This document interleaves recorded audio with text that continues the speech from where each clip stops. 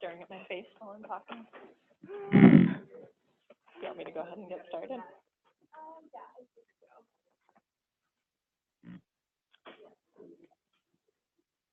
All right. All right, everyone, I think we are going to go ahead and get things kicked off this morning. Thank you all for being here. My name is Alexis Waitman. For those of you I don't know, I am a senior policy officer at the Colorado Health Foundation, and for the better part of, it's been almost 2 years now, which I can't believe, I've had the privilege of being engaged in this very large collective effort around developing the Colorado Blueprint to End Hunger. And I'm really excited to be where we are today at the kickoff of the work group. I apologize, I'm having to look into the screen while I'm talking, which is really weird, so I'll try not to be too awkward up here. Before I dive into just some opening background remarks, I would like to introduce Manuel over here. He is available for Spanish translation services, and I'll let him say a few words. Sure. My name is Manuel Romero with the Community Language Co-op.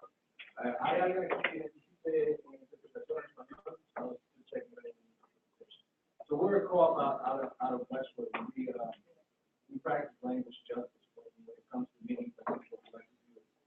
We practice it here first on the computer. We like to use everyone so that way the Spanish speakers feel very comfortable.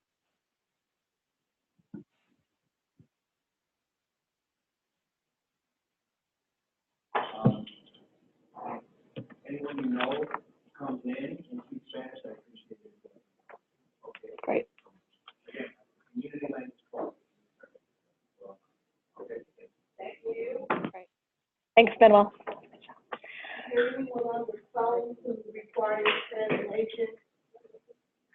Any?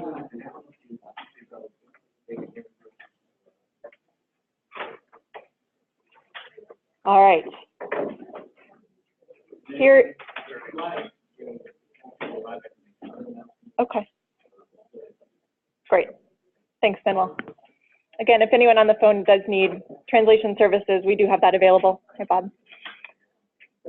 All right.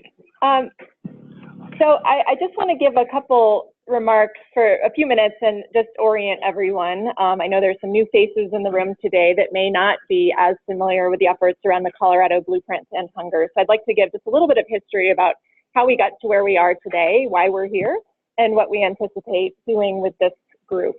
So first, the Colorado Health Foundation, we are a nonprofit organization working to bring health and reach for all Coloradans. About 3 years ago, we had a new CEO join us, Karen McNeil-Miller, and one of the first things she did when she got here was she completed a statewide listening tour. She had community conversations in all 64 counties around the state about barriers and assets to health. And these conversations definitely confirmed that healthcare and health coverage were still top of mind for Coloradans, but really highlighted the need for us as a statewide organization to be doing more around the social determinants of health. And specifically, we heard loud and clear in every community that food insecurity and hunger was an issue top of mind for Coloradans. So we started to think more about what we as a funder could do in these areas, and we've also been shifting our focus areas over the last couple of years to better fit community need. So specifically in the food access and insecurity area, we've began to think about what role we might be able to play. Back in October of 2016, we commissioned some initial research and some key informant interviews to better understand the scope and scale of hunger, as well as what other partners were up to in this space.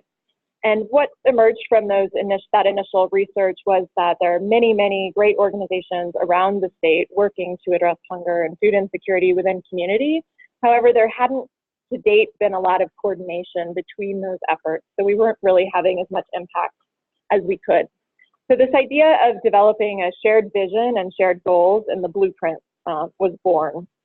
So then in spring and early summer of 2017, we ended up convening with the Colorado funder community and had a conversation, and then we convened a much larger group of stakeholders. We ended up having about 100 different organizations around the table to share some of these initial findings and to just float the idea of whether or not it made sense to develop a shared blueprint together. And the enthusiasm for this was very high. The resounding answer was yes, this is something that would be value add here in the state of Colorado.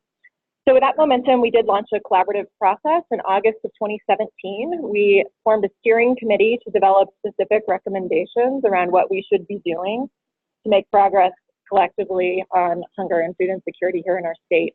We ended up with a steering committee of 37 different organizations, which was large and unwieldy at times, but really spoke to the just desire to be engaged in this work and the momentum that we had collectively. So we worked fast and furiously from August of last year through December and formally released the blueprint in January of this year. The blueprint sets high-level goals that are really intended to serve as true north goals for a variety of organizations. It's not supposed to be the strategic plan for any single organization, but is intended to help us all align in the same direction and to help galvanize leadership, direct policy conversations, and also for funders, selfishly, to help us inform our funding decisions as we're moving forward in this space. The vision of the Blueprint to End Hunger is that all Coloradans should have access to affordable and healthy food in their communities.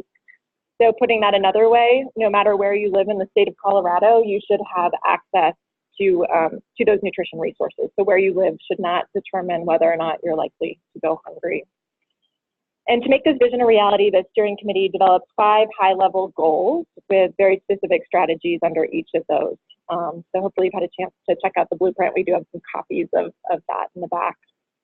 Since the release of the blueprint, I just wanted to highlight there has been a lot of exciting progress this past year, and sometimes it's hard to take a step back and realize like how much we've already done and then how much more there still is to do, but just wanted to touch on a couple highlights. This past 2018 legislative session, there was a bill passed to eliminate the parental copay on reduced price lunches through 8th grade, and this was one of the specific recommendations made in the blueprint. Also, in June of this year, the State Board of Human Services approved a regulatory change to increase the SNAP eligibility threshold from 130% to 200% of the federal poverty level, which is a huge step forward. In August of this year, the Health Foundation was able to approve matching funds to the State Department of Human Services to draw down federal grant dollars. That application was approved.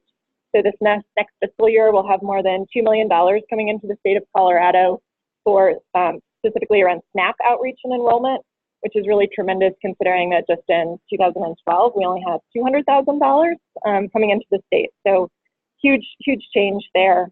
200 million up from 200,000 just a few years. So we're really excited about that, and I know there's a lot of great work going on. Also, we were able to award a couple of strategic grants to some organizations working on recommendations in the blueprint. One I'll call out, we made a planning grant to the Department of Education to really think through what it would take for them to tackle goal 5 of the blueprint around the child nutrition program. So we anticipate some good ideas coming out of that and some momentum as we move into implementation. In November of this year, Governor Hickenlooper, his proposed budget, also for the first time ever, includes $1 million of proposed state general fund dollars for SNAP outreach and enrollment, which, if that makes its way through the legislative process, would be the first time ever with state dollars going into the outreach and enrollment. So great motivation and great leadership. And then the last thing I'll mention, and just on election day, a few weeks ago, Ordinance 302 passed, which will increase the Denver sales tax slightly to create a funding pool of up to $11 million per year over the next 9 years to support food insecurity related work in Denver. Location focused, but clearly great opportunity to coordinate with that body as it gets up and running. So now over the past month, we have been really focusing on implementation. And as we were thinking about with the steering committee, what it would take to really make the blueprint a reality, to lift those goals off the page and to ensure that this isn't just a document sitting on a shelf collecting dust. It came out loud and clear from conversations we had that we really needed a shared leadership model that would allow for true collaboration and broad-based participation from many, many organizations around the state. It was very important to steering committee members that this work would not be owned by any single organization and that it shouldn't exist within any one of the existing organizations. And that that needed to really serve as the hub for coordination of activity. So we, in partnership with Kaiser Permanente, Colorado, conducted due diligence on a number of different potential models of collaboration. There were some different ideas floated around. I think there were many ways we could go, but where we landed was the idea of creating a program office, which is kind of a wonky term, but fairly common in philanthropy. And we have selected the Trailhead Institute as the administrative home for this program office. I will say this is not a new nonprofit. It is a time-limited construct that is really intended, again, to help coordinate the many activities going on around the state to keep us moving in the same direction and to really provide some of those administrative back office activities that we need. So in addition to the program office, which will sort of serve as this hub, we are building out goal-focused work groups, which is the point of our meeting today. We also have formed a governing council, which will be sort of like a board of directors for the program office that will provide high-level oversight for the activities and, again, to ensure that all of us continue to move in the same direction. And then the intent, as we get a little bit further on in this work, is to also have a broader network that we'll probably be convening once or twice a year to give updates and, again, to just provide a platform for information exchange. So all of that is a long way of bringing us to where we are today, the kickoff of the work groups. Again, I am so excited to be at this point in this process. It has been an amazing process to date, and the real work is ahead of us. And I think the work groups, this is really where the real work is going to happen, where we will be building out implementation plans to make those goals outlined in the blueprint a reality. Again, I want to say that the Colorado Health Foundation is fully committed to seeing this work through and making the 5-year plan of the blueprint a reality. We will have dedicated funding opportunities in support of this work. We hope the work of the work groups will help inform us as to where we should direct our funding. And we absolutely do not want to be dictating or guiding this process. We want to be a partner at the table that are really deferring to the expertise in the room at various work groups to make those decisions and recommendations to help guide us and to help us be more strategic as an organization. We also, we've got Kaiser at the table, and part of our work is also going to be bringing other funders, state funders, as well as hopefully some national partners into the mix so that we can fully support this work as we move ahead. And finally, I just wanted to mention this is a work in progress. This is a proposed structure, but it will probably not be the perfect structure. We anticipate things will morph and change and evolve as they need to. So we ask for your honest feedback and patience throughout the process. But just, again, really wanted to thank you for being here and with us on this journey. So now I just want to introduce the team that we have in place. Oh, one thing I forgot to mention at the program office, our intent is once the governing council is up and running that we will be hiring some dedicated blueprint staff to serve as coordination points. Right now we have an amazing team of consultants who are helping us move this forward. So I wanted to introduce Cindy Willard first. Cindy has been the fearless and amazing facilitator through the steering committee process and was able to really get us to consensus on developing those goals and the blueprints. And she's helping us right now getting the governing council up and running as well as supporting the initial work group work. Courtney, where'd you go? Courtney Fultnier is our lead at Trailhead Institute. She will be hearing from her. She's the brave soul who is going to be taking on a lot of the coordination and administrative work to make sure that these meetings happen and that we all are sharing information and up to date on everything going on. And she's got a great team with her at Trailhead. Michelle Ames. Michelle has been our communications contractor throughout this process. She's responsible for the beautiful blueprint that we have, as well as the stories and the graphics.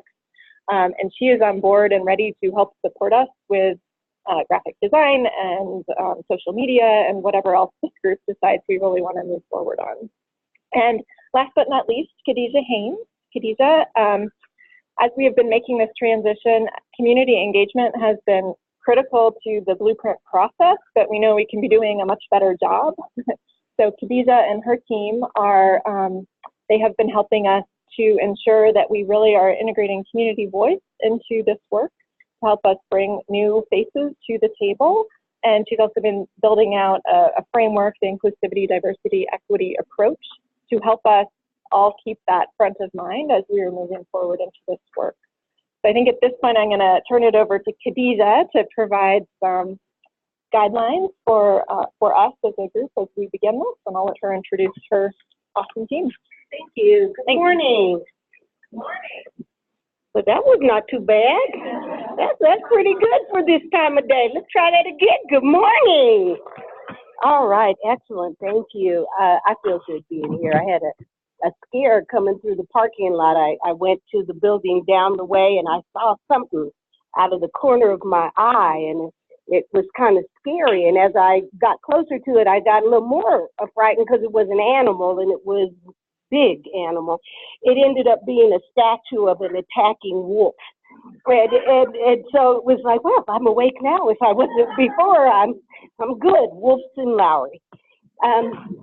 So part of the work that my team is doing, as Alexis talked about, is equity, inclusivity, and diversity in our work. I recently said in a meeting that every person has been involved in food and food systems since the first meal they had after birth. And so it is important then that we have room for everyone who has had the experience of eating since that first meal to help us in working through this work. And it is important then to understand that when you are looking at such a broad group of individuals, that we make sure in our meetings that we are making room for everyone to be able to speak. Some of you attended the training session that our team did before. For those of you who didn't, we are here to help if you get in a jam. But for right now, just talking a little bit about our meeting norms. They're the same things that you received in kindergarten. And that is, we'd like for you to listen actively. That's hard when we have a number of laptops out and open. And people are adults, so we know that you have other things, but make sure that when someone is talking that you really are listening, hear what they say, and to be present. Be in the room. Share the airtime. We know you're smart, that's why you're here. we know you have something to offer, that's why you're here, but everybody is here for that reason. So let's make sure that we share airtime. Speak your truth. Don't be afraid to say what's on your mind. It's really important. If we are to include all of the voices, then we need to hear the voices. And if someone says something that upsets you, or even possibly offends you, it is not their intention. Maybe they didn't express it in a way that made it easy for you to receive, but they were expressing it the way that they could. So if you wonder about what it is that they're trying to say, ask questions. Explore. Make sure you understand. Be brief, but meaningful. Everyone has a story. And to the extent possible, keep your phones off. Some housekeeping things that will be important is the restrooms are that way, to the left-ish and to the right-ish. I think everybody passed them on the way. So this, you get up and go when you need to go. Coffee and other things are there for you. And I will be back with you in a little bit to talk a little bit more about how we will work when we break into our work groups. Thank you. Oh, I didn't introduce my team. I always don't do that. You know, that's just terrible. I'd like to introduce you to Quan Atlas, who's with our team, and Christine Alonzo. The way I like to say is we're here to sort of pat the afro. So for those of you who didn't, did any of you all have afros in the 70s? Who had an afro in the 70s? Okay. So in the 70s, when you had your afro and it was perfect, you had to have a perfect afro, I'm telling you. And occasionally, a couple of them had a mind of their own, and so you had to pat it back into play to be perfect. And so our role here is to let you be a perfect afro, and if something falls out of place, Christine and Quan and I are here to just pat the afro a little bit.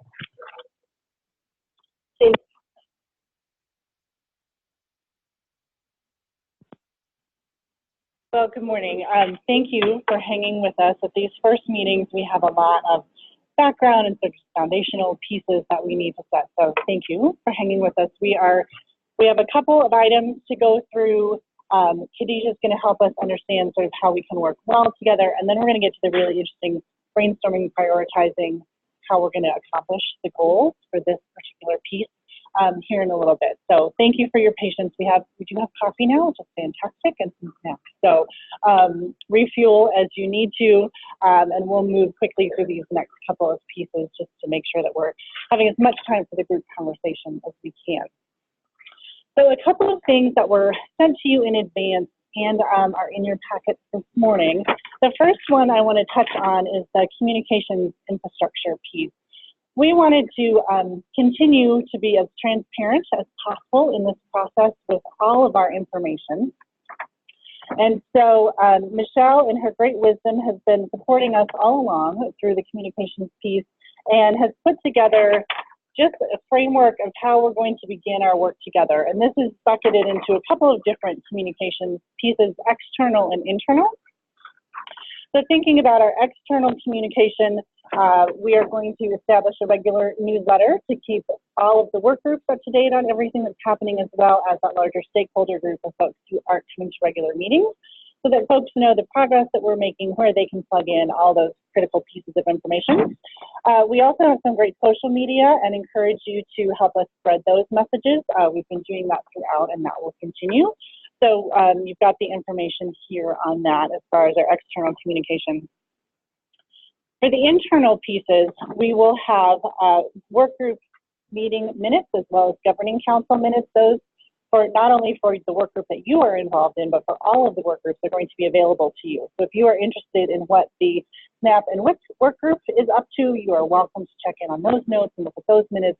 The governing council information will be available to you so you know what those folks are thinking. You want to be sure that you have the information in the background that you need to do your work well. And we're going to have a section on the website. We have a great website now. I hope many of you have taken a look at it. It has the blueprint, folks who've been involved, all of the great up-to-date information that we have. That's going to continue, and we're going to build that out even more as we move forward. So this is our initial framework. We wanted to be sure that you had a chance to meet Michelle this morning. Is there anything you want to add to that, Michelle? Okay. So, got the meeting minutes from Workgroup 5 we met last week up, so you can see the framework there. If you do notice that there's things missing that you feel should be posted publicly, please let me know, and I'll make sure they get out. Great, thank you. And if you have a specific request or anything you're thinking about particularly, I know Michelle is great about having those conversations and back and forth, so we wanted you to have a chance to meet her today and know that she is our key person for the communication side of things. So the next piece I want to touch on just briefly again so that we're all kind of on the same page is the sheet that has not only our work group goal 1 information, but then how the work group membership will come together. And I wanted to talk a little bit through the responsibilities and expectations here, just to be really explicit about what we hope this group will entail. And to let you know that we are here to support all of you, and we are looking forward to your support of all of this work as well. So you can see the responsibilities here that we are hoping folks will bring to the table. So helping us prioritize and plan, we're going to start a little bit of that work today. Thinking through how we best move this work forward, helping us continue to increase the inclusivity and diversity of this work, and really bringing your best thinking to the table. In terms of expectations, we will have regular meetings. We're going to talk a little bit about that at the end. We're going to save some of our logistic pieces to the very end, but we will have regular meetings. We hope that you will continue to join us for those either remotely or in person if that's available to you. We're going to use some different tools to gauge folks' availability and get those scheduled out a little bit farther so that we can get those on calendars in time for folks to plan around those. We hope that you'll prepare in between meetings and in advance of meetings as you come. We will do our best to get information to you in a timely way so that you'll have that in time to check it all out. And just really actively participate. So we're hoping, again, as Alexis said, this is where the work is really going to happen. We have set up a framework as the steering committee and the blueprint to date. This is where the exciting stuff happens. And I think this goal, as I've looked at all 5 and we've thought about preparing for these meetings, I think this is the place that is foundational to all of the work actually that's going to happen in the blueprint. And I think this is the place where we can use the most creativity. So there are fewer constraints in terms of governmental programs and things like that. I mean, this is really the place where we can be creative and I think have a huge impact on how this state comes together around how we think about food and food security for everyone. So so 2 other things I want to touch on. We are hoping that all of these work groups develop leadership, either a chair or co-chairs for these groups. And what we hope that the folks in those roles will do is to help establish agendas for future meetings, working with the program office staff, which will do the logistics and some of the back office stuff. In the next couple of months, we will be hiring a program implementation director. And so the co-chair is working with that person, again, to craft the agendas, to keep the work moving forward, to think about what resources we need to bring to the table, doing that communication between work groups if necessary. So those folks are going to have a little bit more in-depth role, we imagine, in terms of being in those leadership positions. So I want to bring that up now so that you can think about whether or not that would be something you would be interested in. If you have a suggestion for someone who would be good in that role, we're also open to that. But we want to have you start thinking about that as we move through our work this morning. We'll touch back on it a little bit at the end of the meeting, and hopefully at the next meeting we'll be able to establish the leadership roles for this work group. The final piece is around decision making. What we tried to use throughout this process and getting us to the place that we are today is really building consensus, trying to work through any conflicts or challenges that we might have around certain issues or where the group is going or how we're going to accomplish those goals, to get folks to a place that even if they're not super excited about what's happening, they can live with it, to sort of build that consensus. What we have tried really hard to avoid is sort of an up or down vote or creating divisions within the group or trying to move something forward where there isn't momentum behind it.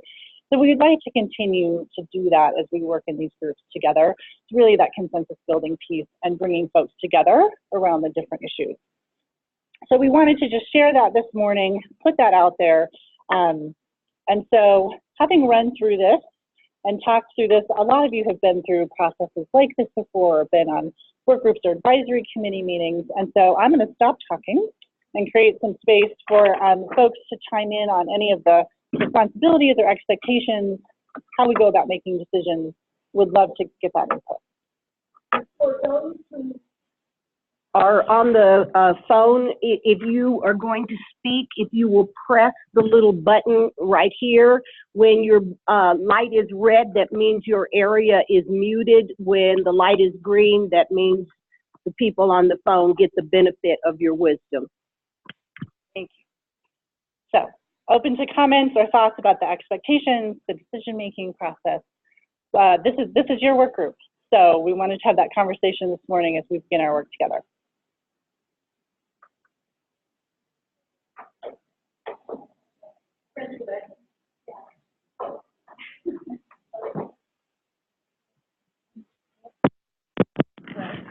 There we go. Sorry.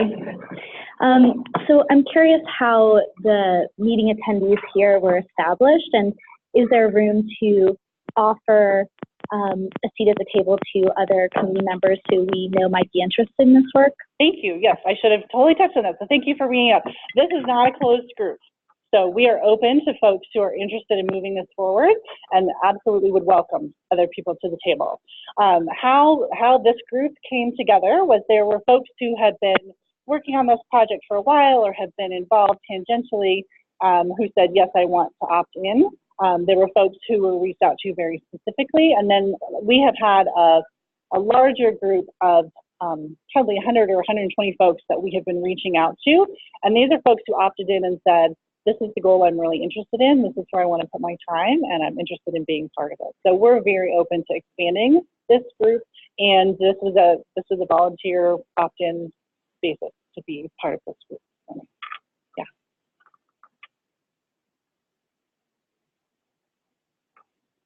Any of our folks on the phone or joining us remotely have any thoughts on the expectations, responsibilities, work group structure?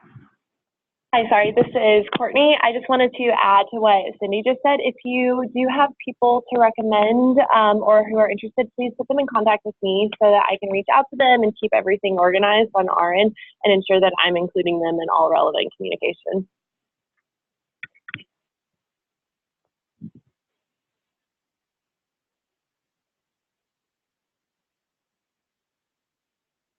All right, well, think about how the group is coming together after our first meeting today. We can see how this all works, but we felt like providing at least a framework and a structure to start with would be helpful for folks as we move forward. So wanted to just cover those things. Thank you for your patience on that.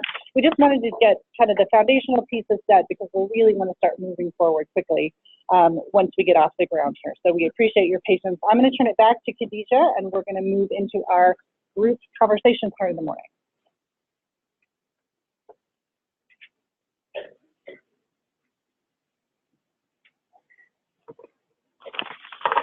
As we begin to work in our groups, I want to make sure that everyone got a packet. If you didn't get a packet, they're down on the end. It's like a holiday gift for those of you who are having Hanukkah, happy Hanukkah. For those of you who are celebrating Christmas or Kwanzaa, it's early. And if you open it, and so it's tricky because if you open it one way, it goes to this, and if you open it another way, it goes to yes and equally they are important. But we're going to start with this card that has 3 sentences on it. Where are you from, and why is that important to our work around ending hunger? What is the big challenge you bring to this group to overcome? And what do you hope to get from and give to this group? And Cindy asked that question a little bit earlier, but we'll be able to come back around to it as you are working in your work groups.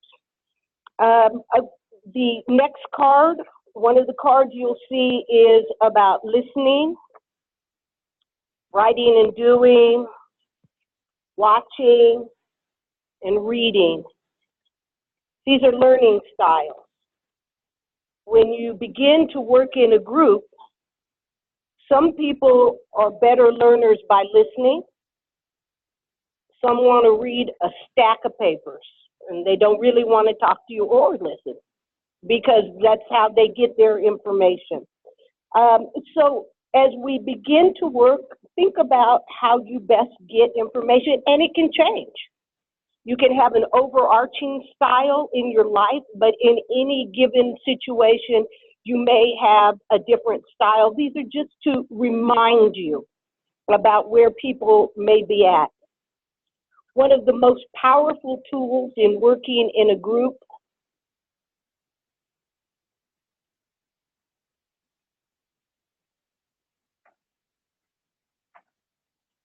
is silence. Okay.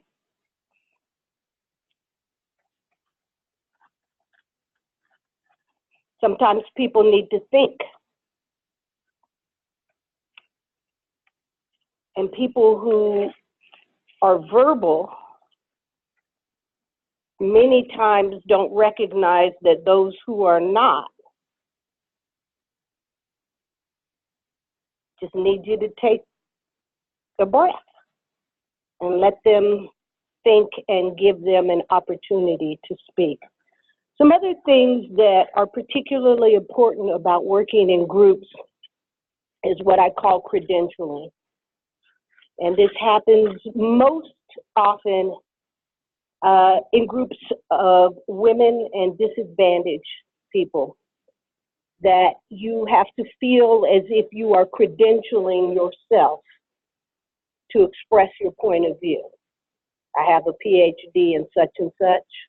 I've worked at so-and-so. I am this. I have done that. And it's because many times we are in a power up or power down position.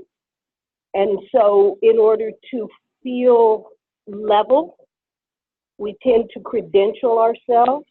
I want us not to. in our work here.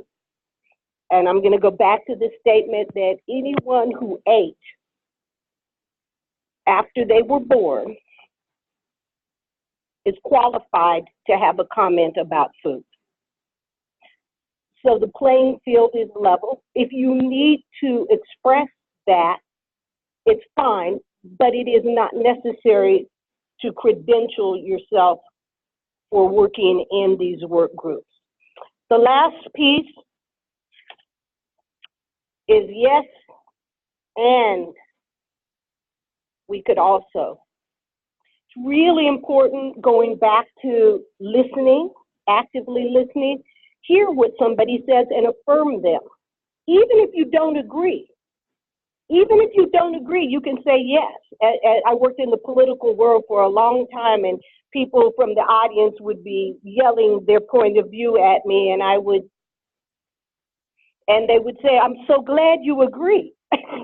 No, I'm just nodding that I'm hearing you. I don't agree with anything that you've said, but I am acknowledging that I hear you and I understand you, so yes.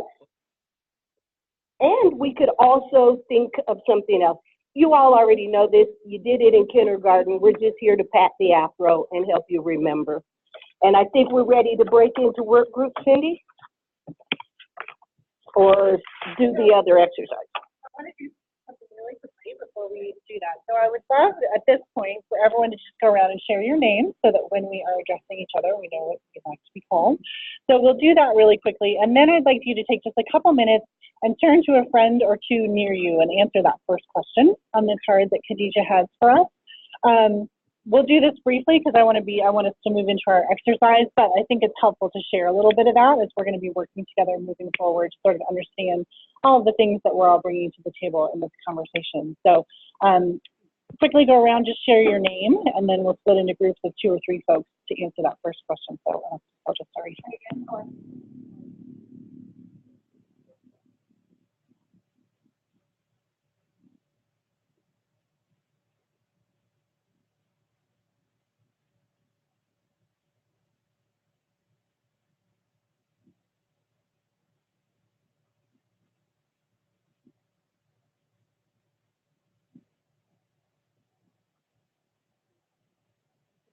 Again.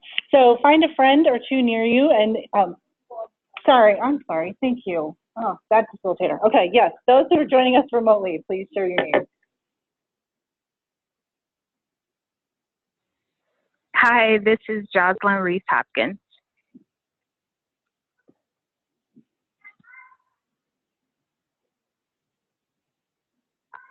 Hi, this is Neva Martinez Ortega.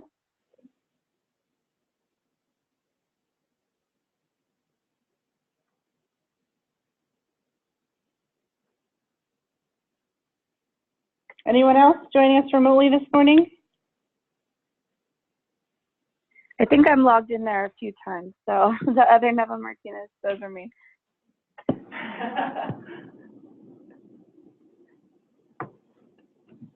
All right, great. Can we put the folks on the phone into a group? Oh, thank you. Okay, so folks on the phone, we're going to put you in a group to answer that first question, and folks in the room, find a friend or 2, and please answer that first question for each other.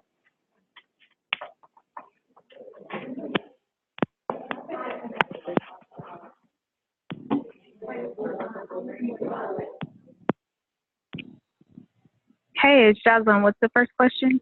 Yeah, we're gonna put you guys on speaker. It's actually a mail. Hey, so I'm going to put you into a room where you 2 can chat really quickly, but just before that, the question that we'd like you all to talk about is where are you from and why is that important to our work around ending hunger in Colorado?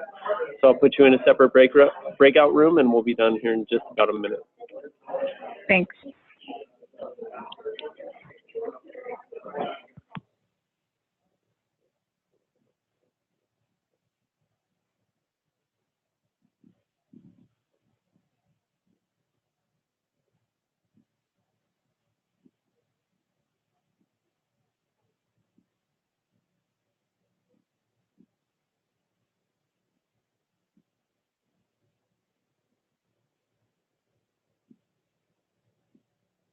couple of conversations with her, because I do know that she's working to do some work around getting us a grocery store of fresh food in our area. I know that she's picked that up and started.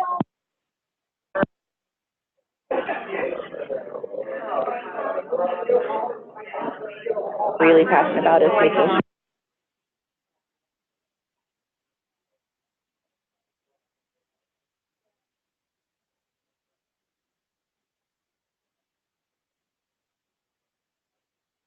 On this one? Were we on this document? The Or no, agenda? that's Workgroup 4, actually. Oh, That's fine. I think this is, Oh, that's last week.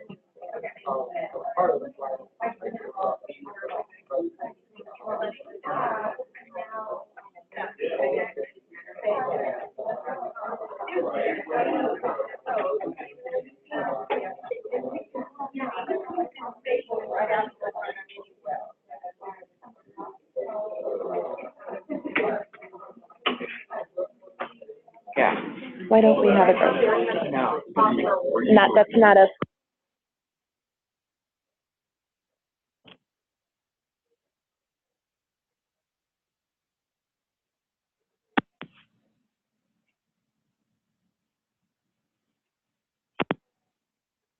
food desert.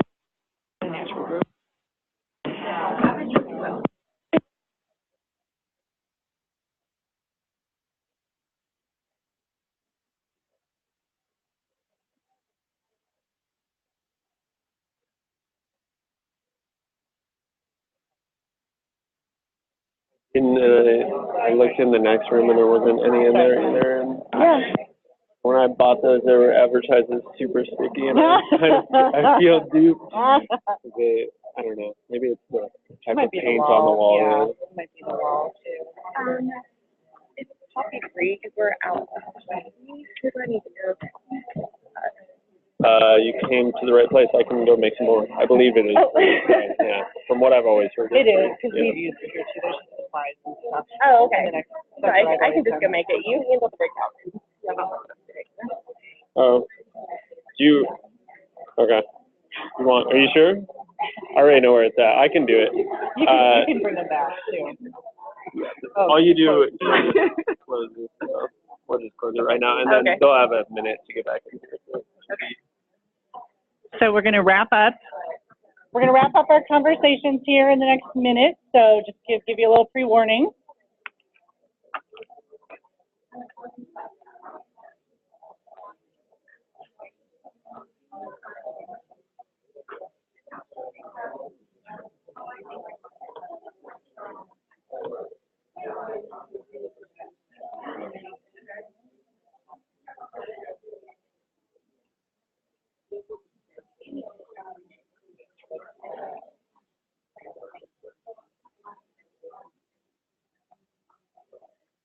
All right, let's bring us back to our large group this morning. Thank you for those good conversations.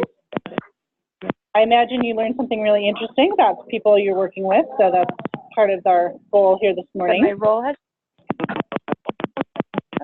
Welcome back, our remote folks. I hope you had a chance to chat in your breakout room this morning. Yes, thank you. Fantastic.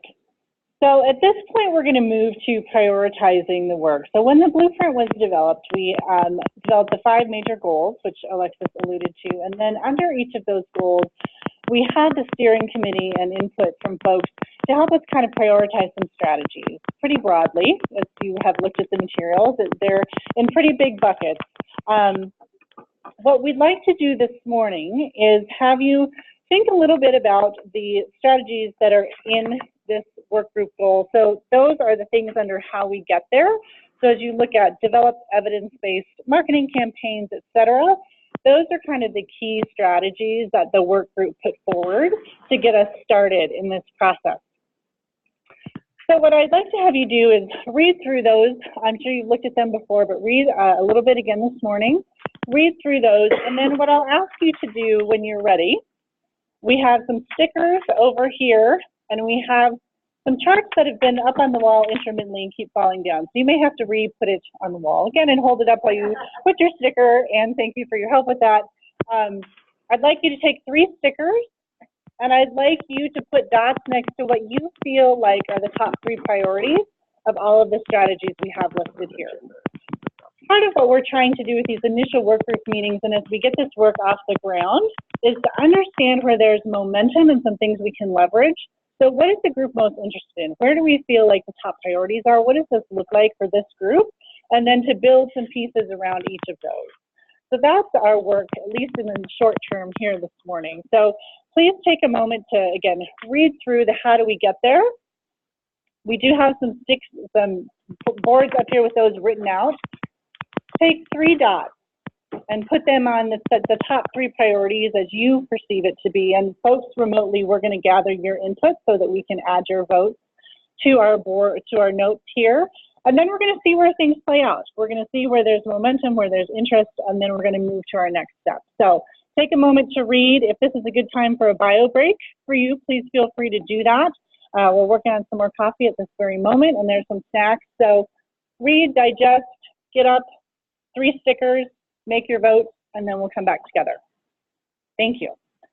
For folks joining us remotely, if you can use the chat feature and you can share when you're ready your top 3 priorities, we'll make sure that the stickers get placed in the appropriate place so that we can make sure your input is part of our discussion this morning.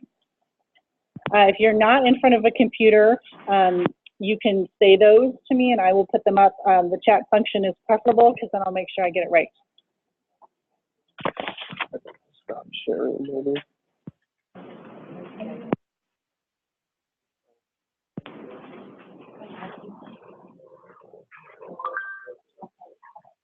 For me. Okay.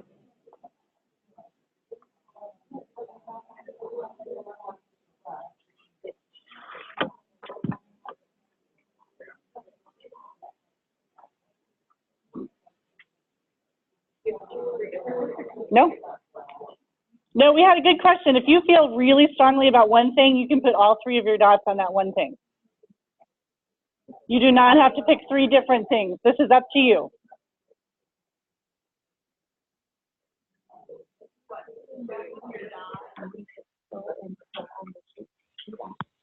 Hi, this is Jocelyn on the phone. I have a question.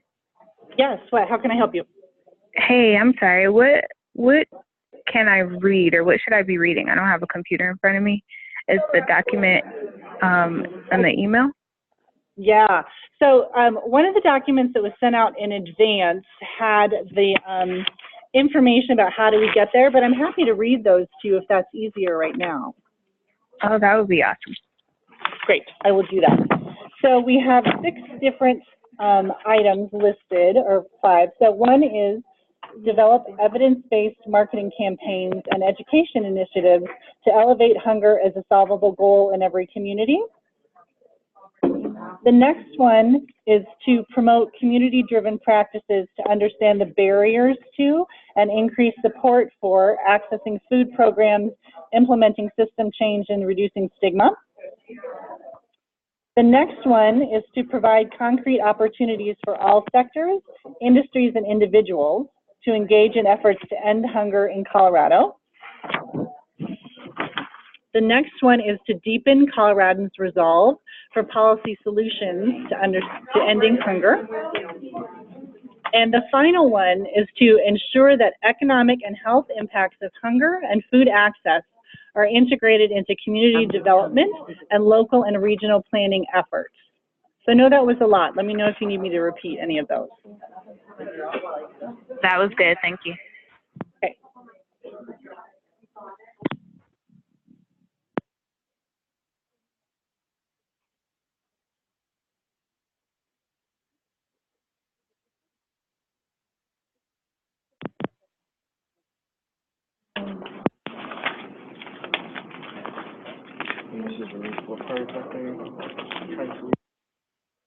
I know what they have to prioritize.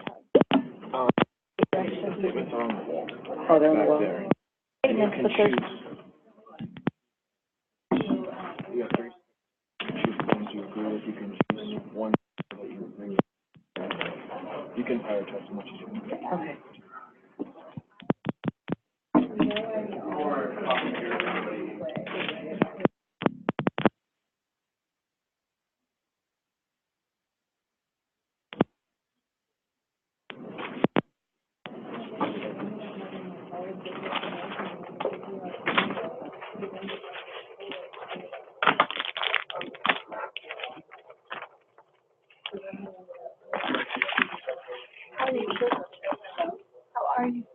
Danielle. How are you?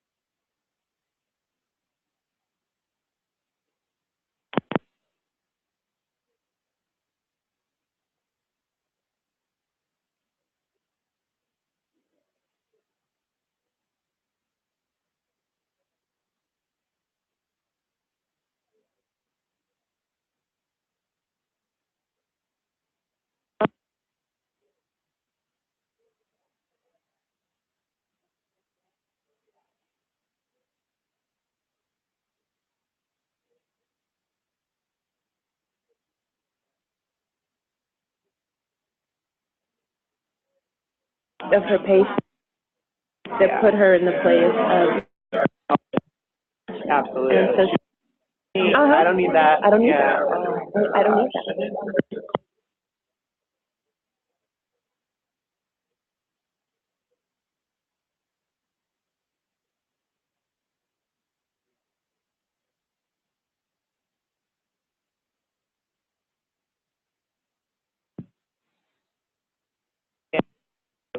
parents to me, like anti-that, regardless of caregiver. These are people, they just did.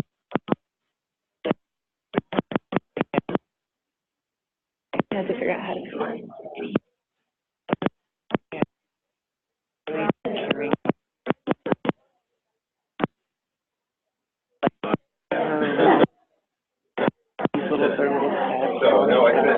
And I was just like, this maybe would have made such a because caregivers. It's so hard, and there isn't a lot of support. I mean, kind of digging into that, there isn't a lot of support around caregivers. There isn't a lot of, I mean, there isn't a class that even really teaches you how to do it. You learn how to respond. Right.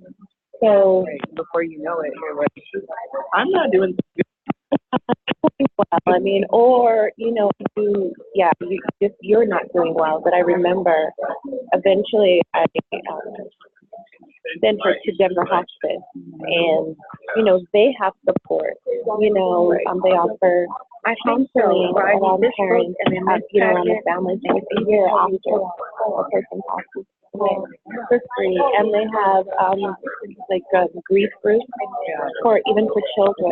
They have, you know, some mental health issues for children around grief. But I found articles, I mean, the American Cancer Association, they had some articles. Did anyone else joining us remotely want to share votes that I can put up on our sheet? We're just about to wrap up our voting process. So it is just, I don't want to say it's so draining, but it's. Sure, this is Jocelyn. I wanted to put all three of my votes for the effort that is tied to reducing stigma. Okay, I will go put those up. Thank you. Thank you. No, it's your mother, Okay, I think we'll bring it back together. Courtney is going to help us and bring our list to the front. So this is great. I'm interested to see the energy of this group. It's, I would have thought something else, which is what always happens to me at these meetings, which is great. So it's super to see how everyone is thinking. One quick thing I did want to mention, if this has come up in other groups, and we just want to help folks understand how we're going to tackle this piece. We understand that there are lots of things happening around hunger and food security in the state, which is fantastic. In order to capture those and get them all in a place where we can start to make sense of them, we're going to develop a technological tool to help us do that. So the folks at Trailhead are putting together a survey, a Google Doc, a tool for us to share with all of these groups so that you can let us know what's happening in your community, what your organization is working on, the things that you as an individual are participating in, so that we can start to gather what's happening, because again, we realize there are lots of great things going on. We didn't want to take a huge amount of time in the meetings because we really wanted to start focusing on these solutions and really building out some of these priorities. So know that that tool will be coming to you, and we hope that you will we hope it'll be a 5-minute kind of tool. We don't want this to be something where it's going to take your afternoon to give us that information, but really to be able to share with us so that we can start to aggregate and make sense of the work that's happening and how that relates to these work groups. So know that that's coming. We are interested in all of the great things that are going on. We're going to handle that, we hope, through that technological tool, and then bring some of that information back as we move forward. So thank you, Alexis, for reminding me we needed to touch on that. And we're going to move that forward. So let's look at how we voted and see what the results look like. So this has the most votes. So promote community-driven practices to understand barriers to an increase to support for accessing food programs, system change, and reducing stigma. So there's a lot of energy around this, which is really exciting. That's our top vote getter. And then it looks like we have a tie for second place, which will be second and third. So ensure that economic and health impacts of hunger and food access are integrated into community development and planning efforts. And the final one, developed evidence-based marketing campaigns and education initiatives to elevate hunger. solvable goal in our communities. So this is great. I was hoping we'd end up with 3 and not more than that. The other 2 did get a few votes, but are trailing in comparison to the others. What I'd like us to do, we've got about 40 minutes-ish remaining before we need to do a few other wrap-up items. So we're going to utilize this space here and this space here. What I'd like to do is to break folks up into 3 groups. And online folks, we will figure out which group you want to be in and make that happen as best we can. But I'd love for you to start in a group where you feel like you have some real interest. And we're going to start talking through how we might move toward that. So how might we move toward developing an evidence-based marketing campaign? What are some of the things we want to think about? How do we develop some of those pieces? And we're going to do that for each of these 3. We'll do this twice. So you'll pick 2 of the groups. You can start in one and then move to the second. I don't think we have time to do 3 round robins this morning and gather information, but pick a group, configure tables as it makes sense for you. If you want to stand for this part, this is your group brainstorming. How are we going to come at this? What does this look like for us to move forward? All of those pieces. So Kevin's going to have the develop evidence-based marketing campaign. Why don't you move that way? If you want to work on that, you can follow Kevin. I can take one of these. Courtney has ensure facts of hunger are integrated. I have promote community-driven practices around hunger. So I'll be up here. We'll sort of convene this group. And this Courtney will be in the middle and Kevin will be at the line. So take an area where you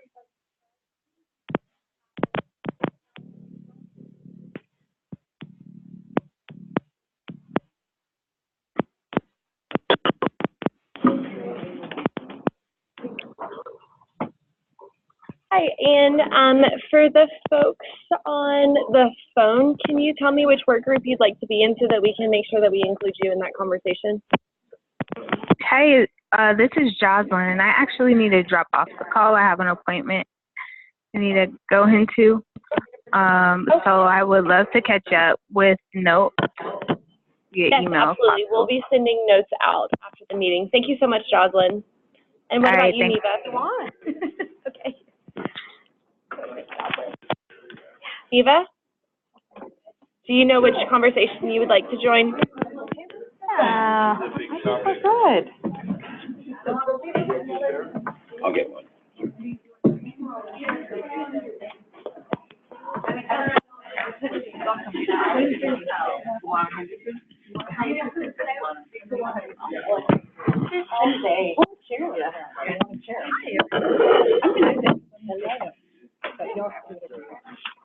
I like your cover. That's cool. stuff out of your way here. Oh, no, you're fine unless you want it. Alexis, would you see if somebody can take notes? There's Courtney and Kevin. I can take notes. Or you can take notes? Okay, cool. If you want me to, I'll take notes. Oh, that'd be great. Thank you, Christine. I would love that.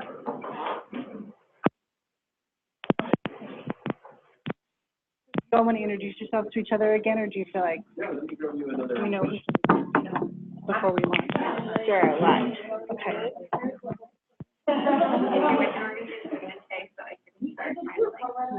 Yeah. I'll go. I'm Maddie Philly. I work at the American Heart Association, and I'm a community impact director. So I work, I focus on food insecurity, but I also work with a lot of corporations in terms of engagement. And so I'm hoping to find more opportunities to cross the food access and my background is corporate wellness. So I see a lot of opportunity in terms of like how we look at food access in the employee space instead of looking at just like, oh, they're employees so they have money, which I think is such a inaccurate perception. But that's just my personal interest. As an organization, we're really looking at how we can have a space at the table and see where we need to support and where organizations want. I am a VP. I am with Children's Hospital Colorado, Senior Policy Coordinator of the Government Affairs team there. And I'll also just briefly mention that we launched a Food Security Council at the hospital last fall. It's really cool. Have us strategic roadmap for the next 5 years in alignment with the blueprint. I think that was something that we were very intentional about. And hopefully at some point you all will get to see it and be happy to share with the group. But our approach is looking at the full spectrum of our team members' needs met, to Maddie's point.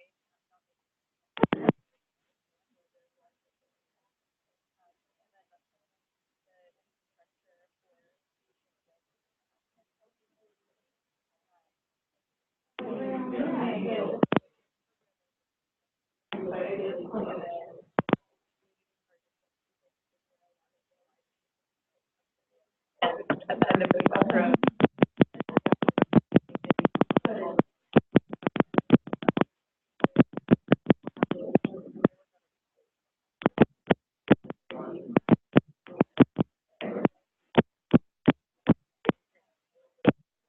And you all met Christine, who's furiously typing, so thank you. We just turned this one off. I'm trying.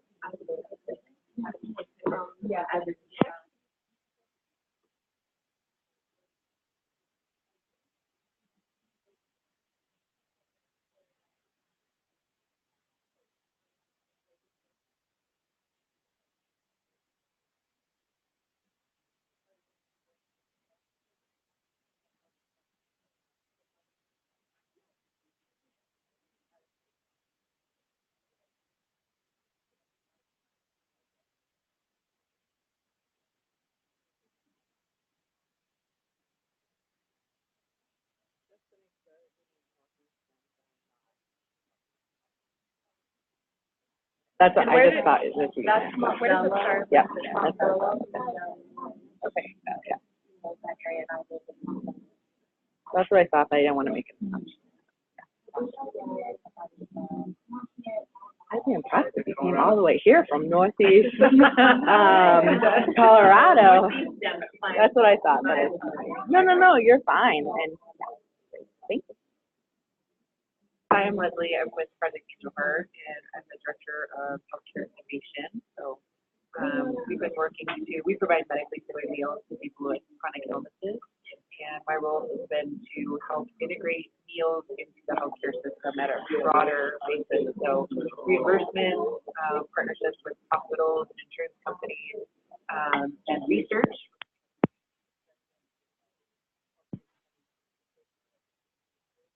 I am excited to be here. I love being part of a bigger discussion around hunger in the state of Colorado. And I'm also participating on the Colorado Food Policy Network. It seems like there's we need to make sure that there's some conversation going there too. So, yeah, thanks. Super. Well, I'm here just to kind of hang out. So,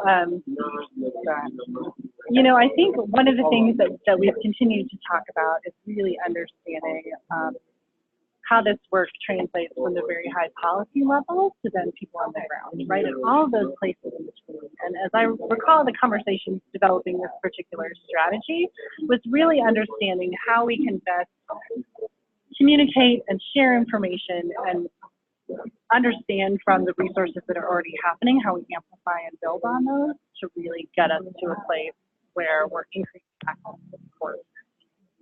These strategies were left fairly broad, right? So you can see this is like sort of a bigger picture kind of thing, as opposed to like these are actually the things we need to do. So that's the work to figure out how we're going to do this well. What kind of information do we need?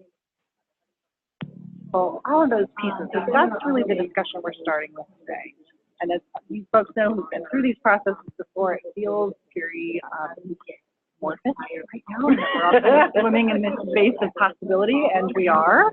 But it's our job to sort of start from there now and start to narrow down some of the key things we want to do, the information we need, who else we want at the table. How would we do this? How would we get to this place? So that's the discussion that I wanted to have this morning. Next, probably 15-ish minutes. I'm going to open it up. We are going to capture this great conversation. Go ahead. I was going to say, the first thing that comes to mind is what research has been done already around stigma and why programs aren't being accessed, because I have to imagine that whether it's here in Denver, in the state of Colorado, or nationally, there has been research done. It's just a question of, does it apply if it wasn't here, and what does that research say? Because I have, like, I just went to, like, a THA, so much research done, and I'm like, okay, what do we do now? Because, so let's help them use that research. So that's what comes to mind first, and I don't know the answer. Yeah, and kind of building off of that, I think it would be important to know what practices are already in place in Colorado and in various communities that are mostly community-driven, potentially not, but can blend our understanding of what are some of the best practices that are already being put into place or that have worked in various communities, but also what might be some of the gaps or challenges that communities found when there were certain practices put into place, so that we can learn from those maybe more negative experiences as well in crafting our section. Last week I was at the Live Well Field Conference, and somebody from the southwest part of the state, they had sort of a CSA co-op, and that many of the residents didn't want to come because of, like, farming, it's like really interesting why people don't go access to. And 5% of the people in that, or something like that, had never been to the farm stand before. And I was like, this is who we should try to, that's the population that we want to be coming to. A lot of our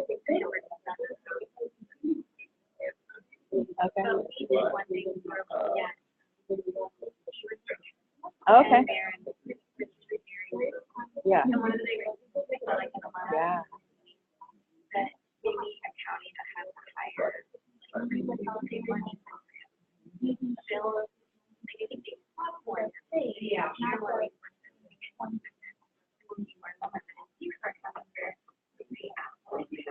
Yeah.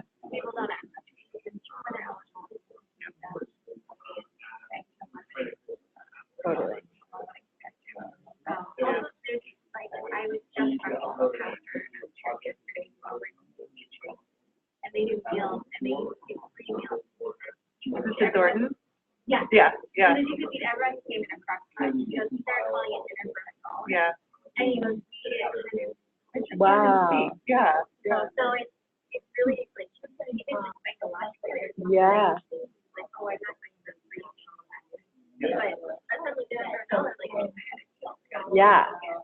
Or that stigma. Yeah.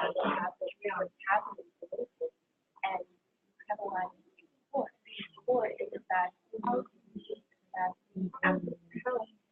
bad. So when that's the best thing that we get, it's harder to act or to ask. And I think that even if they need it, they'd rather, heat up the water and go on about it.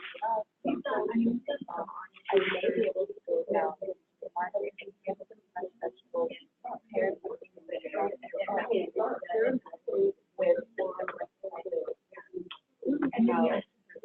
but we have to change. Probably not And accepting help is a good thing instead of no. Yeah. Yeah.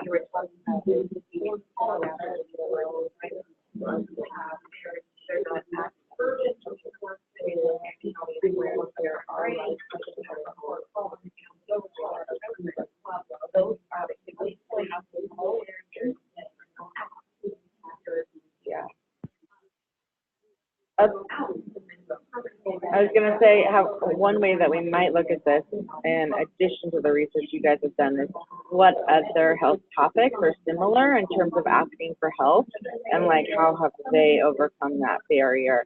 And I don't necessarily think it's true, but like, abuse, sexual abuse or something, like, how has that become okay to ask? And I'm not saying it has, but I'm saying like, how can we look at other successful models where people have So in been Colorado, like, our Medicaid enrollment is high. yeah, so how can we look And at our that? eligible non-enrolled food stamps is low. And maybe In what's theory, some of those people cross over. Yeah. Right, so how have we changed people's thinking about accessing insurance? Right, are there lessons there that could be translated? It's a good, yeah. Because our Medicaid enrollment is better, far better than our access. Maybe it's So a lot of that is which also adds to the stigma of receiving service. So when you think of like what they ask for in order to get what you do, that creates stigma and that creates shame. They don't want to even ignore it. You gotta give them, you gotta go on, you gotta work. The goodwill to have people and work with people and so they're able. I feel like it's supportive, but so they're getting free labor for people who are getting and that's augments the goodwill. But that creates difference for people who are there work free, but it's not free, but it is free. But it is. So it's kind of a complex way to think about it, but it creates difference. I know people get need food stamps because I think part of that too is because of the logistical barriers involved, transportation, getting time off work, to go to the office. Yeah. There's a lot of ways in which people like those challenges don't make it worth it to actually go through the process of applying, especially when you think about the low SNAP benefit amount, which I know is more of a policy change, but. And that is part of the SNAP and Workgroup, is to try to increase the amount available. Yeah, and I'm wondering like how we maybe work. You bet, absolutely. Help people understand that there are those changes that are being pursued, but in the meantime, it is a process of work going through because it will, different health, educational outcomes. I think a couple things that might help give education to what we're going to do is the research around the stigma. I'd be interested in seeing that, the research like that. And also, because we just started providing our service statewide, so we could ship frozen meals out. And the feedback that we're getting is incredible because more rural communities haven't had access to a program like this. They also deal with different issues than the folks in Denver Metro that we serve. I know the regional health connectors can maybe help us just talk about, because they have just the geographic representation all around the state. I think Northeast Colorado might deal with something way different than Southwest. So I'd just be curious about like what do those different communities look like, so we're not too blind by what is happening here in Denver. Definitely. A lot different. So the thing is, regional health connectors, maybe the local public health. And I wonder if the RAID, the Regional Accountable Entities for Medicaid, could also be partners in trying to think through enrollment or, Yeah, I think there are great people at the RAID that will be interested if you're trying to get their head on straight right now. My interaction. Yeah, we can't ask them for anything right now. Exactly. Yeah, you're not gonna get a call Wait back. a couple minutes. They're like, can you just reach out in like 6 months or so? And in 6 months, yeah. it'll be a longer term goal. Yeah.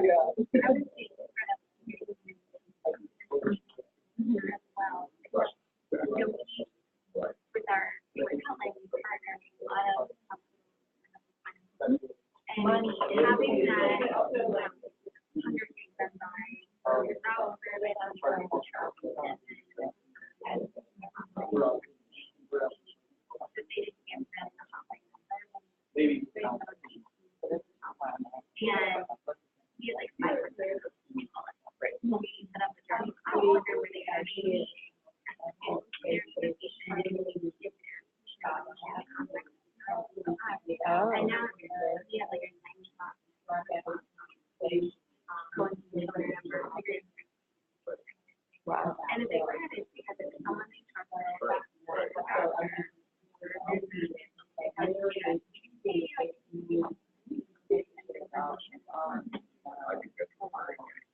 So I think in the community, people are here, we don't know.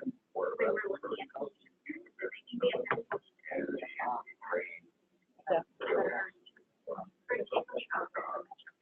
Yeah, for sure. Some more rural areas, there's a lot of and not wanting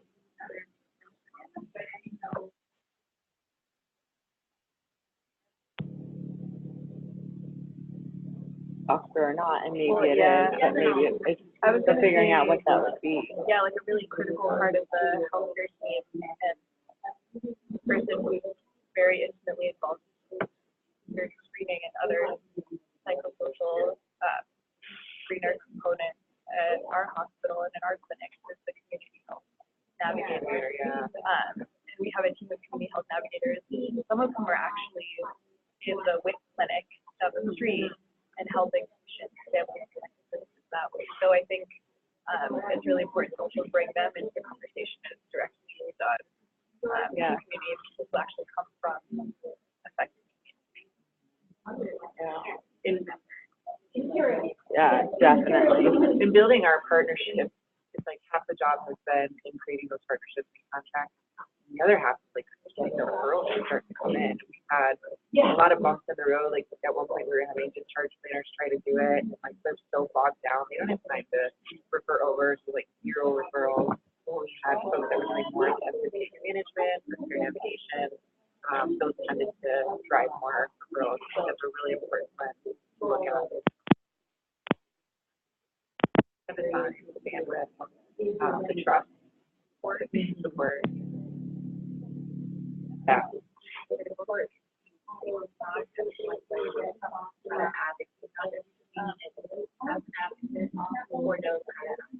Totally. Like we were I shared I was creating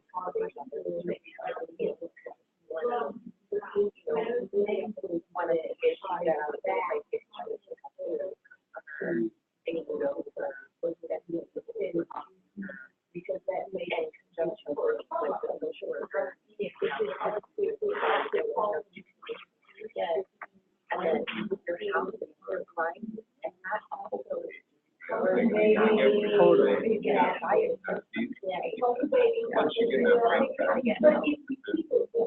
Waiting for all that, and then get that. Yeah. You know, you're giving everything but your firstborn. Yeah. You know, you're giving everything. So, getting connected with the people.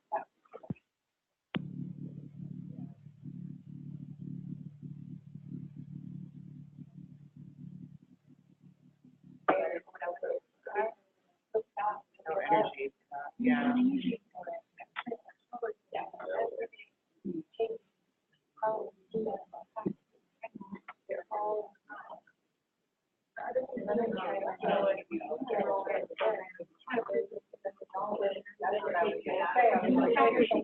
Oh my gosh.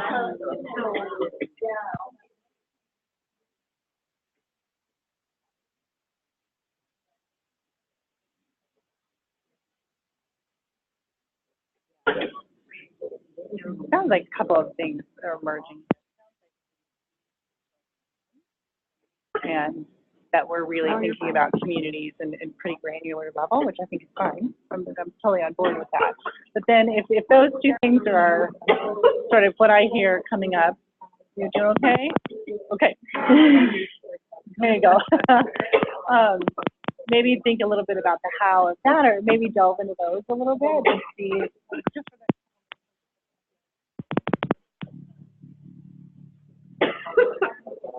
I asked this.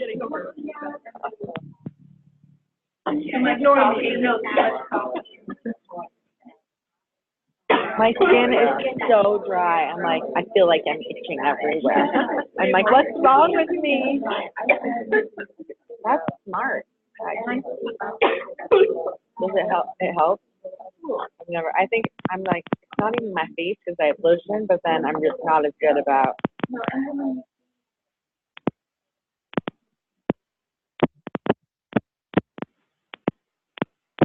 Yeah, how do we, so on a community level, but also on like a bigger level too. So like balancing the minutia, not maybe a better one, less negative word, but balancing like salty tears level.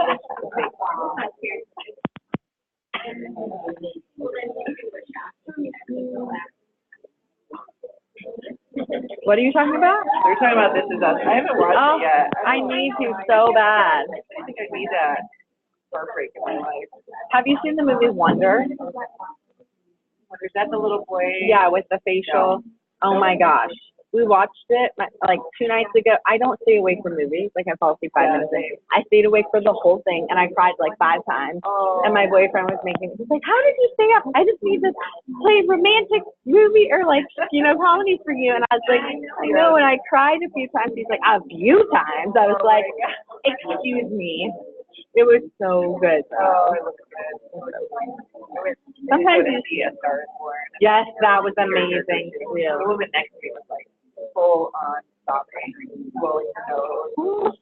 You're like, okay, maybe it's a little aggressive. Yeah. Sometimes you make really strong connections with the characters. Yeah, it's like, that ending was triggering. Yeah. No, totally. Yeah. That's awesome. Yeah. For sure.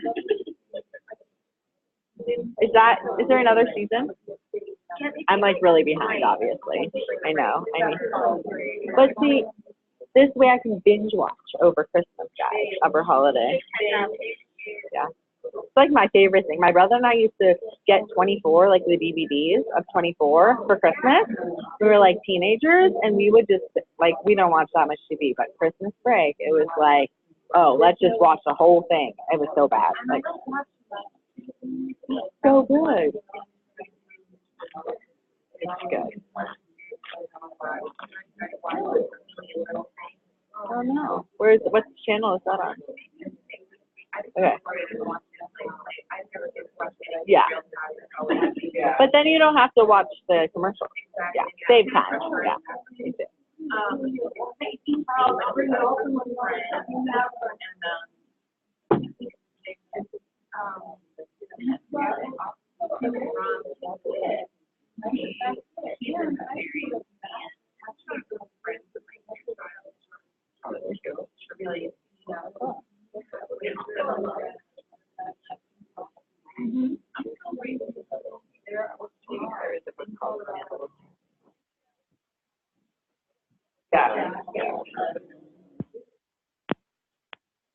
Okay, group, thank you for your great thoughts. We're going to switch it up a little bit. So we'd like you to choose your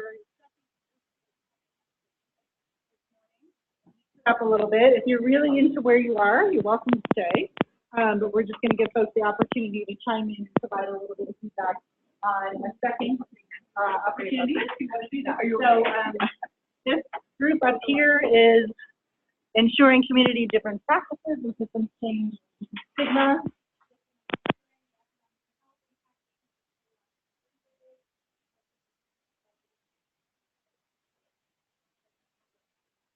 So you can stay if you want, pick a new group if you want. We're going to do about another 10 to 12 minutes, and then we got a few items to wrap up with the thing.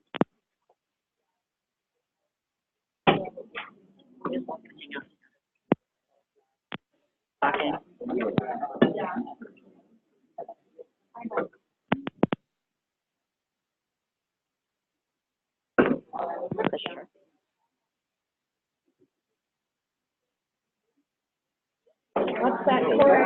No, and I'm so clumsy. I will be the one to call.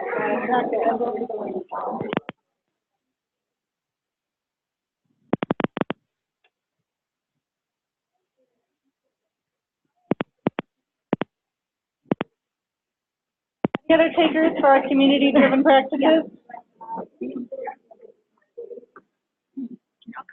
Okay, awesome. We do have an obstacle here.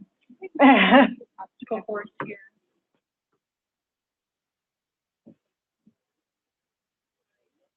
You can stand if you want to stand. You can sit.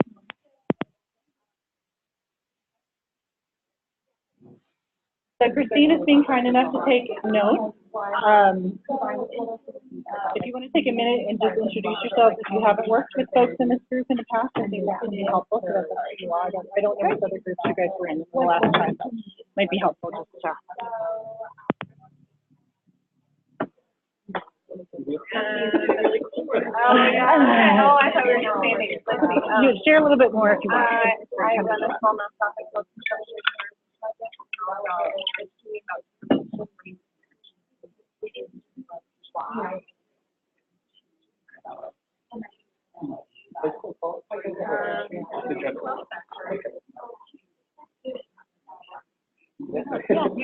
Vinny Cervantes, I mentioned I payroll, like freelance marketing, consulting, but I've also an organizer in this called team and conflict center and job justice, and I've been taking involved in my co-working efforts throughout. Abigail Huffner with the Colorado Department of Health and Environment.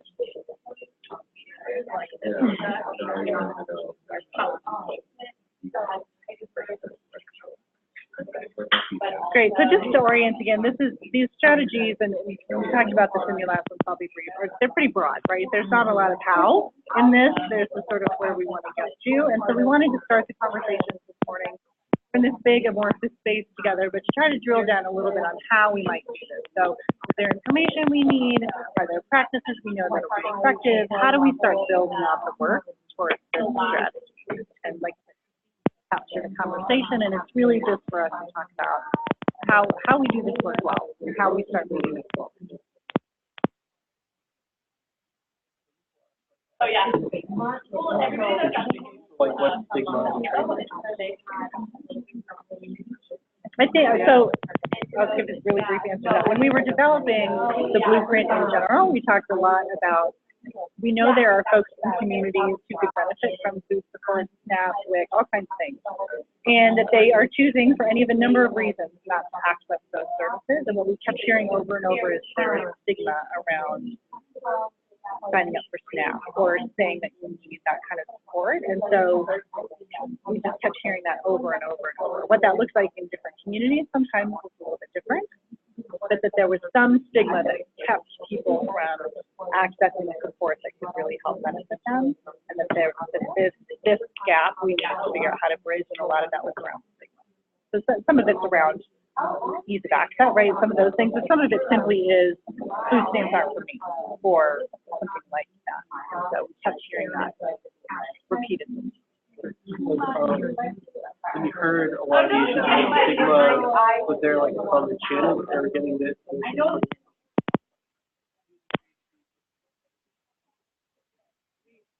My understanding, like this, you can reflect on this, is that we heard it from state agencies, from community-based organizations, from individuals themselves. So that's why, again, it looks differently depending on both geographies and different communities.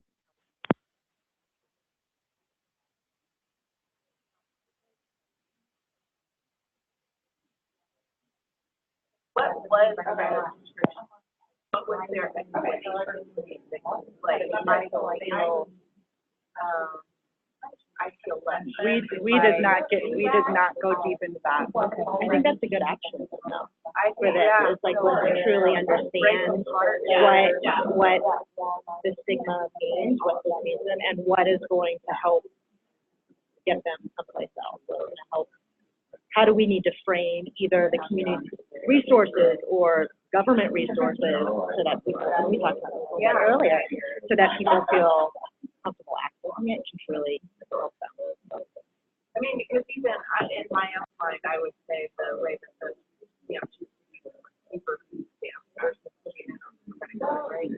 That would be a tool, so that there's a little tiny bit, right?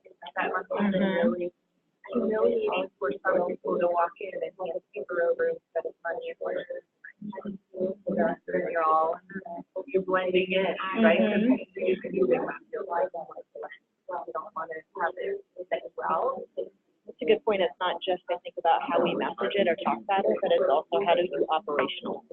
How do we change the way that we do business so that it's easier to access these programs or reduce communities too. I don't know if that's part of this group.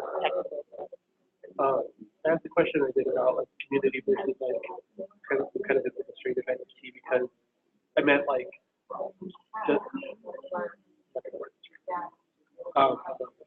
so like when I think of stigma, I think of like people are like feeling some kind of shame about approaching resources, and I think just maybe this is an assumption, but that might change if the information they're getting about specific resources like so somebody that they trust and love, they may not feel as ashamed to access things through. So I wonder if like in the context of reducing stigma and empowering community groups rather than like somebody that you don't know approaching you can say like, here, sign up for this program that you may not feel great about. The paternalistic feel of it. Yeah. Sometimes. I think of like, you know, versus like a group like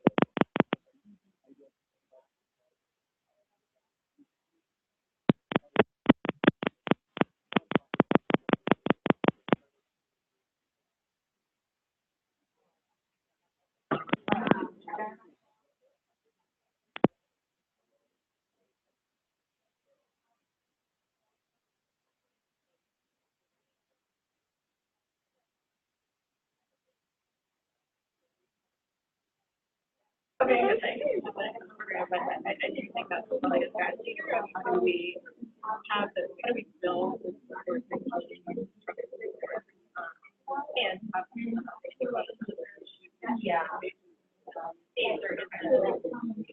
information or validation. So both building and better. And I think part of what we heard is that folks still think you get a book of because folks don't understand the program has evolved because they've been disconnected from it. Right, not their fault, right? But I mean, I think there's just a lot of consistency. You bet. You know what I mean? Yeah. Like everybody knows that. Sure. I mean, even if they were something real simple, and you said, okay, you're like all the credit card words. I don't know, that would add a lot more cost probably to the other end of it, but these all the cards still have flags. So you know, it's better, but. What is going to if like one of the functional changes is that card that comes through it, starting with like instead of like having a card with like or food stamps like kind of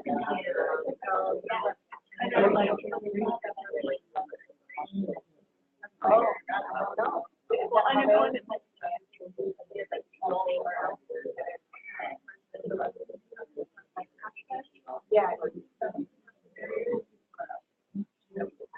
I think the other thing I think that, and maybe my head's just on this because in our health foundation and the health department has been doing a lot around the public charge.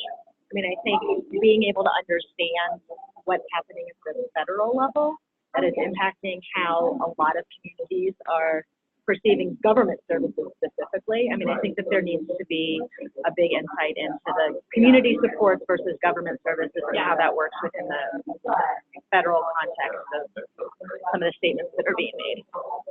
I know,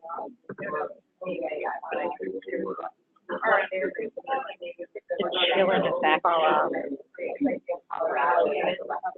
Yeah.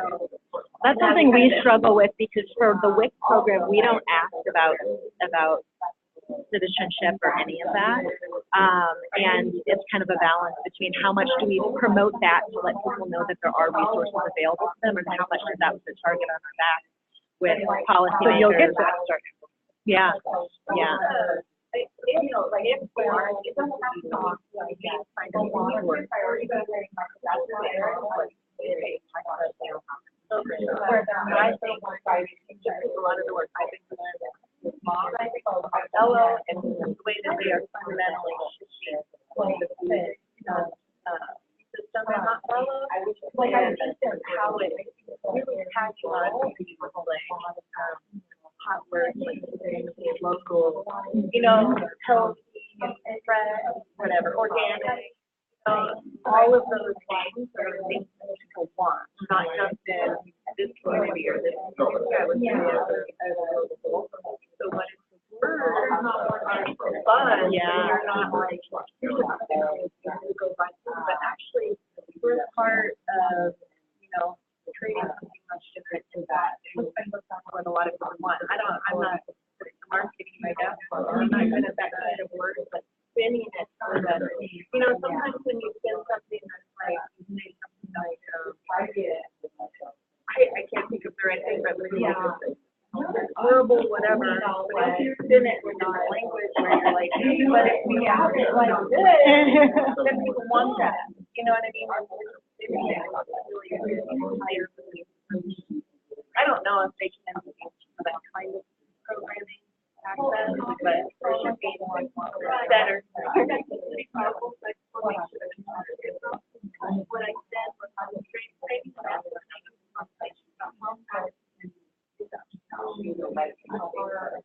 I don't know. I maybe, because I think that you're still spinning it for equity.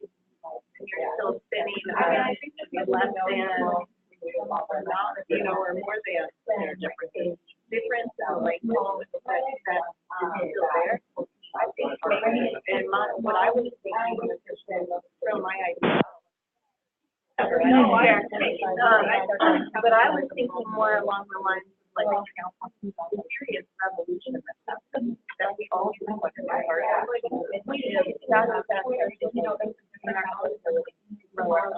And not rely on basic systems like grocery stores that decide whether or not they're going to come in our community and think us or not, but that we are taking it in our own hands. And that's human.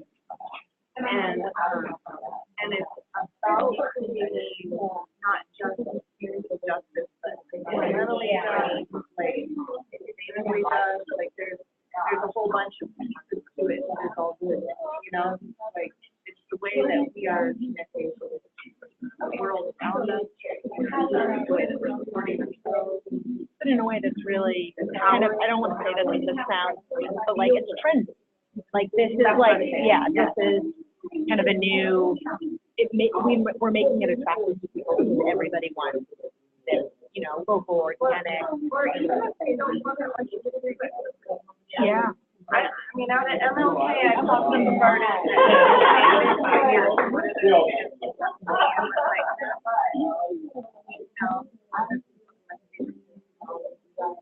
Like it's so calm. So it's actually like that's a good. I mean, I think you're not a grower.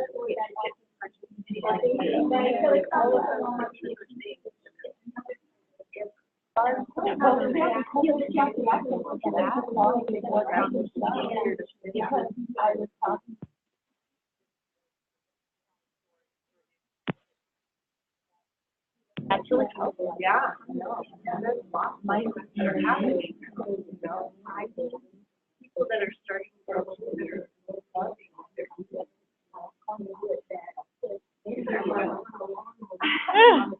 another question I have in my mind, and I don't know if all those topics we're talking about, but kind of reframing the program from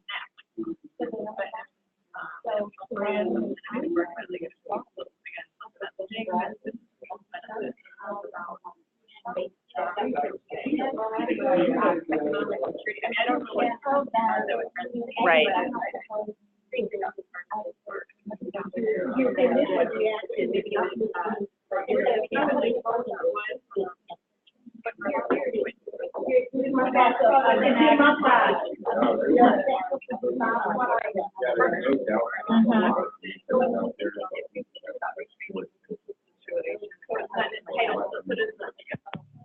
Right. And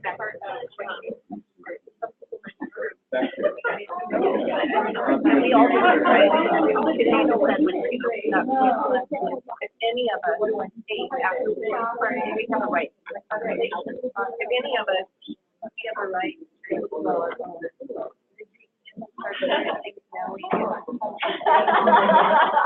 one thing I was thinking, so the message that kind of how I see, like, sort of.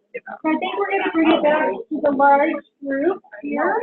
You're welcome to stay where you are. We just have a couple of items to cover, or if you want to get up and move, you can get up and move. Up to you.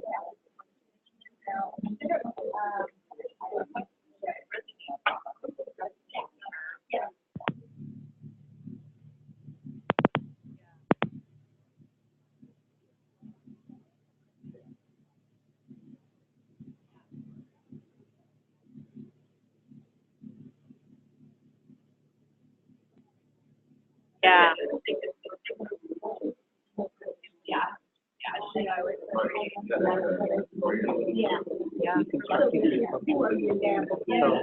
What I think is my is that like. All right, so we're going to bring it back together. Something about them, I think that part of creating that stigma and like, when I think it's hard to think about people, like, who being captured in like YouTube videos, like, calling somebody else.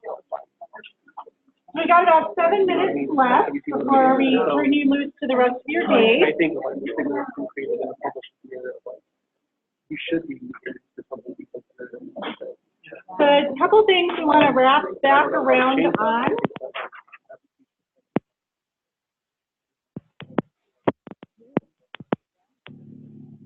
A really important piece of what we want to capture this morning is the document that was in the packet. And this is the ability for us to capture information about how best to contact you. We're also providing stipend support for folks for these meetings. And so you can see on here there is a list of ways that we can support you to be able to attend and participate in these meetings. If you would take a minute before you leave today and please fill out this sheet and get it back to Courtney or Kevin. We want to make sure that we're capturing the best way to be in touch with you and how we can best support your participation.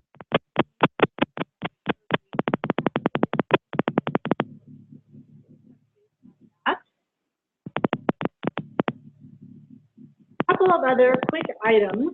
We mentioned briefly these work groups are happening. So we have 4 work groups. One met last week. You guys are here today, and we have 2 meetings on Friday.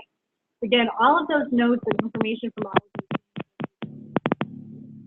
Also pulling together, as Alexis mentioned, a governing council. So this will be the body for the entire blueprint. So these are folks who are going to select and supervise the program office staff. They are going to be responsible for policy pieces that surface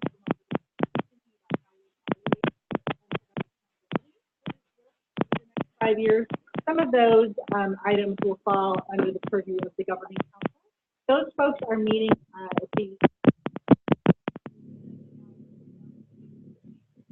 letting you know who those folks are and a little more about that.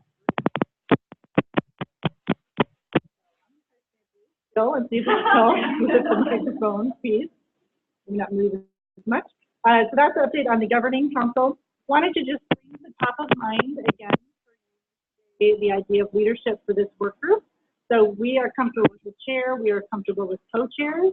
Again, the role of the leadership for the work groups would be to help craft the agendas, keep the work moving forward, coordinate between work groups as needed.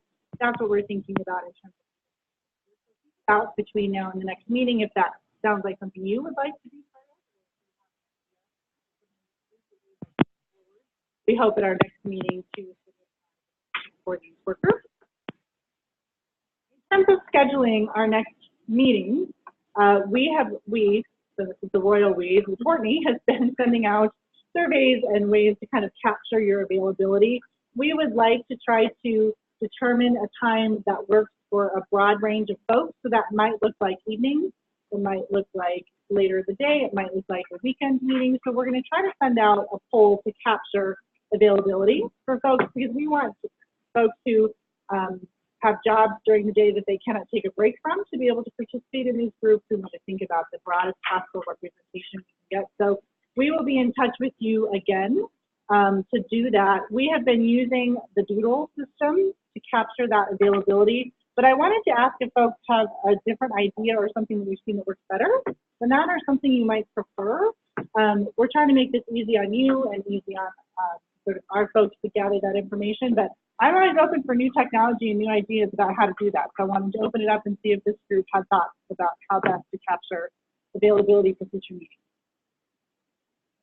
Or if Doodle is the thing. I found Doodle, but I do wish there was something better, but if that's a tool folks are comfortable with, we will also commit to reaching out to folks individually who may not have as much access to technology, so we can make calls.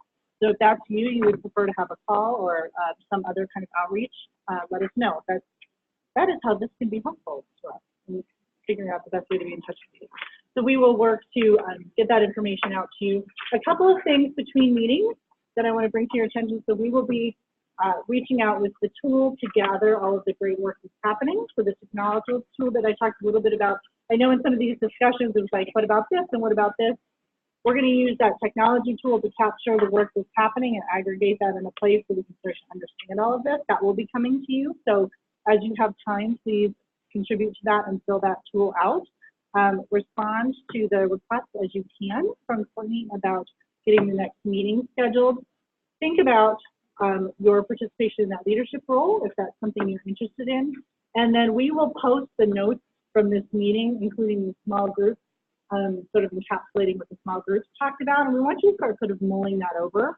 So at the next meeting, we can refine even a little bit further and figure out some of those next action stuff. So a couple of things for you between meetings: responding to some inquiries that we're going to send out and reading through those notes and trying to synthesize in your mind sort of how all of this is coming together. And then we'll be in touch to get our future meetings scheduled very soon. Questions, things I've forgotten from the team that we want to make sure we touch base on this morning? Anything from all of you? So if we are going to be providing compensation to you to attend these meetings and be part of this process, we have to have a W-9.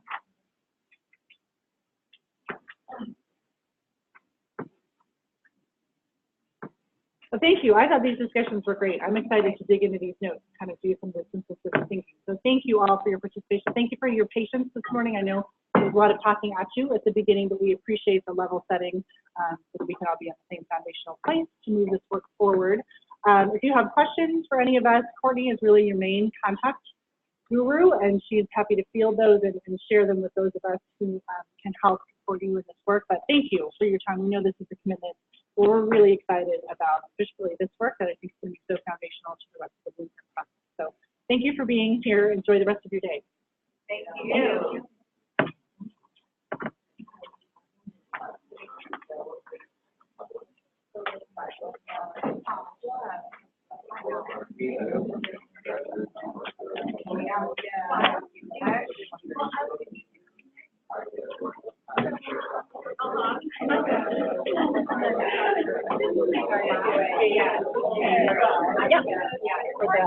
Yeah.